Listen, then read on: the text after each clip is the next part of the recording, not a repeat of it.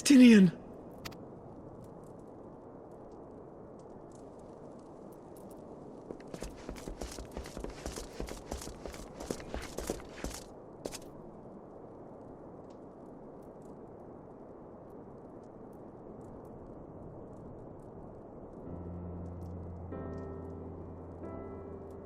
Cease your mewling, boy.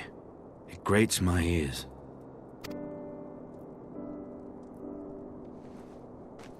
Forgive me. When I saw you awaken, I could not... It was such a relief. We feared you might never wake up. Now, Astinian. If Master Alphino thought any less of you, you would still be Nidhogg's plaything. Or dead. Aye, 'twas but a jest. I thank you, Alphino. And you too, Warrior of Light. Quite how you managed to persuade Hraesvelgr to aid in his brood brother's downfall I cannot imagine. But full glad am I that you did. Yet again, you have achieved the impossible.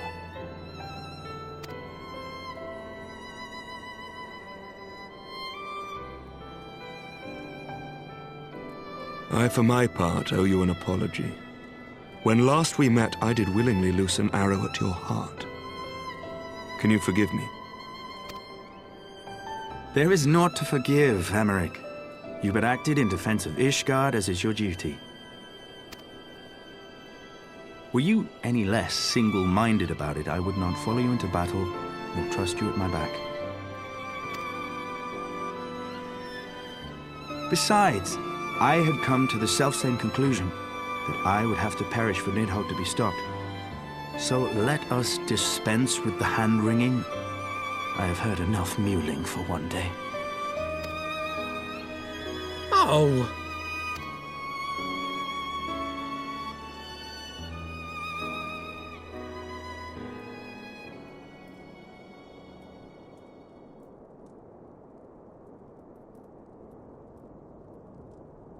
The tendrils of Nidhogg's foul presence bound up every fiber of my being, usurping my senses, but I yet retained some trace of awareness.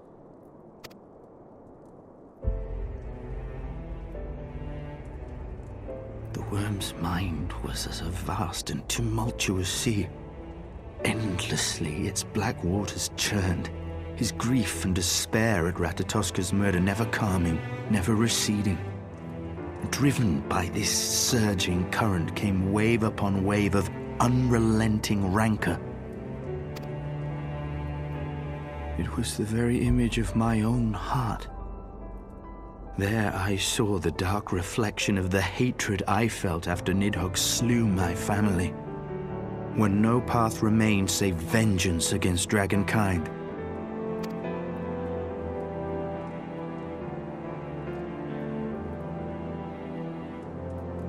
Neither one of us had a choice. But I was blessed with something Nidhogg was not. Comrades and teachers to console and admonish me.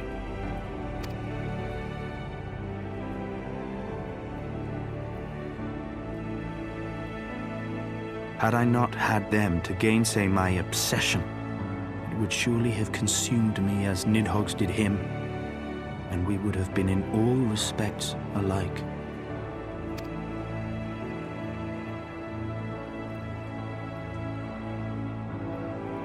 Though his shade is banished, his spirit scattered upon the sea of clouds, I feel no joy at his passing.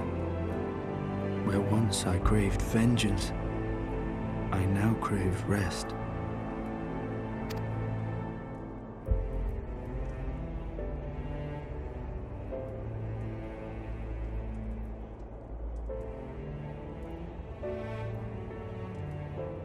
Lord Commander, my hunt is at an end. I would lay down the mantle of Azure Dragoon. My friend.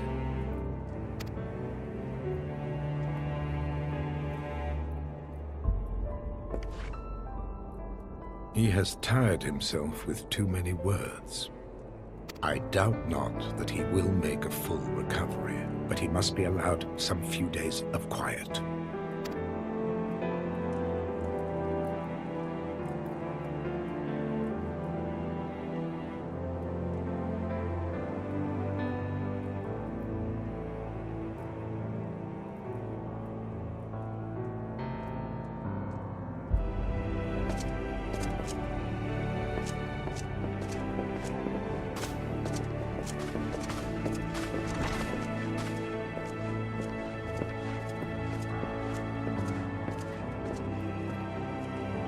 I too must see my path to its end. Sleep well, my friend.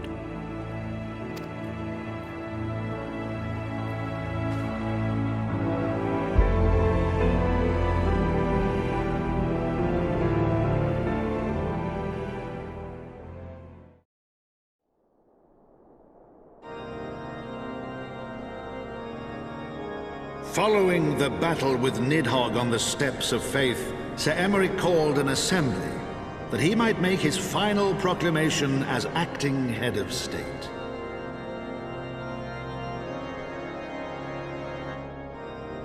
"'Twas there, with one decree, that the 1,000-year rule of the archbishops was ended, paving the way for a new republic. The governance of Ishgard would now be placed in the hands of high and lowborn alike, their ranks represented by the newly founded House of Lords and House of Commons. Church was separated from state. The foundation for change had been carefully laid, and the reforms proposed by Ishgard's new government passed into law without incident. His duty done, Emeric de Burrell gladly stepped down from the Archbishop's dais, only to be raised unto the highest seat in the House of Lords.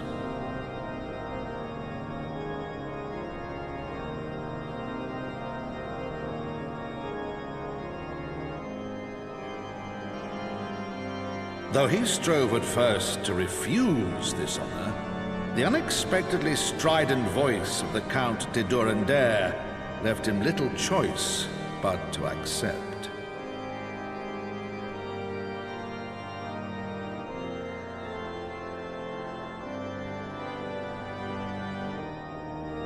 And so it was that the winds of gentle revolution came to stir.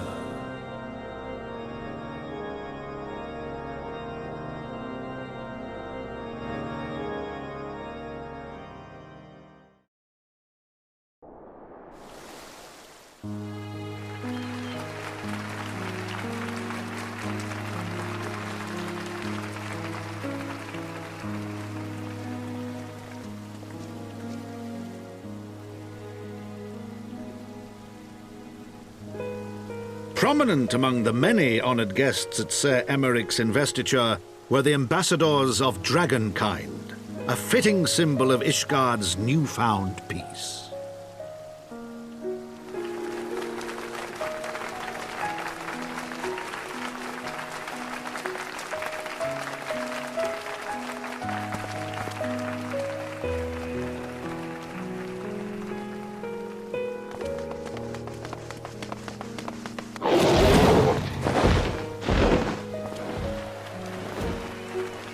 The people looked on in awe as he soared through the heavens on Dragonback.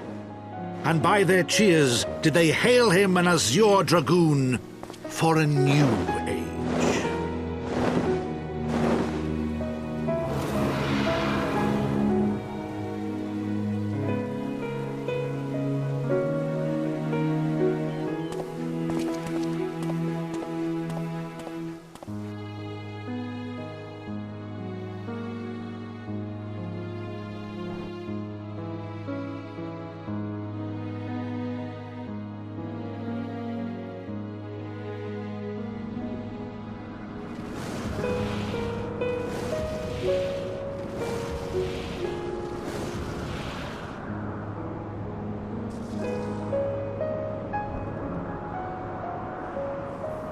Thus were the notes of the dragon song rewritten. the din of war, giving way to a rising litany of peace and hope.